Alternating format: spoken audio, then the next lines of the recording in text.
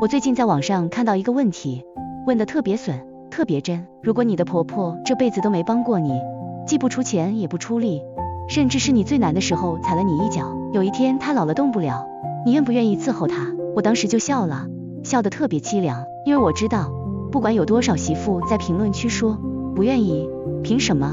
我才不伺候。真到了那一天，10個有9個還是得去，不是因為他們善良，而是因為那把刀會捅在他們腰子上，而拿刀的人叫老公。我朋友就是這樣，她那婆婆，我敢說是我見過最狠的。她婆婆從生下她老公那一天起，就開始精打細算，雞毛蒜皮的事都要計較。我朋友生孩子的時候，婆婆來了3天啊，連奶粉錢都沒留下就回老家了。她說的特別冠冕堂皇，你自己的孩子你自己養。我朋友當时眼睛腫得跟桃子一樣，還得假裝開心，因為她老公說媽辛苦了，別讓她擔心。我朋友後來問過她老公，問她為什麼媽媽可以這麼對待她，她就特別委屈，說媽媽也是被生活逼的，但轉身她就能逼你把所有委屈吞進去，還要你理解她媽媽。這種邏輯我真的見多了。更絕的是，她婆婆那些年手裡握住的是什麼呢？是她老公從小以來的愛，是她對媽媽所有的虧欠感。她婆婆不幫她的時候，從來不是沒辦法，而是她知道一旦她伸手幫了，就等於放下了那把刀。一旦她願意當婆婆了，她就得承認自己有責任，承認自己應該对這個兒媳婦好。可她不想呀，她寧願用冷漠來維持對兒子的絕對控制權。我朋友和她老公那時候是真的苦，上班、帶孩子、照顧家務，還得時刻防着老公那些莫名其妙的指責。最絕的是，只要她稍微有點怨言，她老公就會說我媽都沒說什麼，你在這裡怨什麼？我就想問，你媽沒說什麼？她根本不說，但她每個不幫忙的舉動都在說。她在說我不欠你，她在说你嫁給我兒子是你賺了，她在說你的苦你自己消化。10年過去了，她婆婆現在70幾歲了，腿不太好，聽力也不行了。我朋友說，前陣子她婆婆在家摔了一跤，老公那天直接跟她說，媽現在年紀大了，你得照顧她，我在公司太忙了，這事兒你得上心。我朋友當時就笑了，問她，那當年我坐月子的時候，她為啥子沒上心？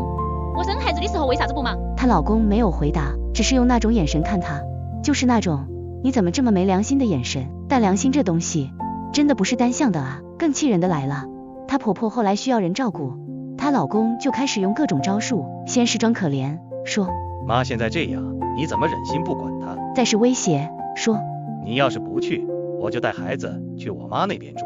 最後就是道德綁架，跟他爸媽說你媳婦太不孝順了，我媽都不說什么，你倒好，還想撇清關係。我朋友說，那一刻她看清了，她老公在關鍵時刻選擇的永遠是她媽媽。她不是不愛她，而是愛她的愛永遠輸給了對媽媽的恐懼和內疚。最扎心的地方在這裡，她婆婆那些年不幫她，根本不是因為沒能力，她婆婆是在進行一場長期的權力遊戲。她要的就是讓這個兒媳婦知道自己在這個家裡的地位是多麼的廉價。她要的是讓她的兒子在妻子和媽媽之間永遠選擇媽媽，直到有一天當她老了，她就有理由讓兒子和兒媳婦來還債。而那個時候兒子是絕對不會像他媽當年那樣假裝看不見的，因為他媽教他的就是怎麼用感情來綁架一個女人。我朋友現在是真的走投無路，她每天去照顧她婆婆，一邊照顧一邊掉眼淚。她婆婆現在還會吐槽她，說你看你怎麼照顧的，我這腿呀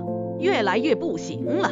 就好像她婆婆的衰老是她朋友造成的一樣。她老公有時候會看她在那裡照顧，有時候會說一句辛苦了，但永遠沒有媽你就別計較了。這樣的話，他媽要道歉嗎？永遠不會。他媽要感謝他嗎？永遠不會。他就像一個被永久判刑的人，每天都要為當年他沒有的幸福去償還一個與他無關的債務。我問過他，你後悔嗎？他說後悔啥子呢？後悔嫁給他嘛？離婚啊？孩子啷個辦？你知道現在帶個孩子有多難嗎？你知道40歲的女人重新開始有多難嗎？這就是最現實的囚徒困境。他被綁在一個婚姻裡，像一隻被馴服的馬，每天都在一個循環裡轉圈。她要是真的不去伺候她婆婆，她的人生就會塌方，老公會鬧，孩子會受傷，娘家人會失望，整個社會輿論都會說她不孝。可她要是去了呢，她就得每天看着一個人，這個人曾經對她所有的冷漠，現在都變成了她必須去消化的委屈。所以那個問題，你願不願意伺候婆婆，其實是個假問題，問出來就是扯淡，因為到了那一天，你的願不願意根本不重要，重要的是你的老公會怎麼逼你，你有沒有辦法逃脫。而絕大多數女人的答案就是沒有，她們被孩子、被年紀、被整個社會的期待牢牢地釘在那個位置上，她們知道自己在為一個人債，但她們沒辦法拒絕。我朋友最後跟我說，你知道最可怕的是啥子嘛？不是要去伺候婆婆，而是有一天你会習慣這種被牽附，你會習慣這種被綁架的感覺，最後你甚至會開始自欺欺人，說這就是婚姻，就是責任。那時候你就徹底輸了，你不只是輸給了婆婆，不只是輸給了老公，而是輸給了你自己，因為你放棄了去爭取一個對等的人生。所以我現在看到有年輕女孩問類似的問題，我就會跟她們說，千萬別等到那一天，現在就看清楚你的老公在家庭裡的角色是什麼。如果他連現在都不願意為你对抗他媽，那你就該知道未来会怎樣，因為這不是因為他愛不愛你，而是因為他的人生設定裡，媽媽的地位永遠排在第一位，你嫁給他就等於你自動排到了第二位，而一旦你同意了這個設定，你就很難再改了。婚姻裡最大的謊言就是我會改，等我媽適應了，我們慢慢來。等呢，一等就是10年20年，等到你已經沒有選擇的權利了，那時候你才發現自己嫁的不是一個丈夫，而是一個被媽媽控制的木偶，而那個木偶有着一副人類的臉孔，會說溫暖的情話，但在關鍵時刻永遠會轉身去握他媽媽的手。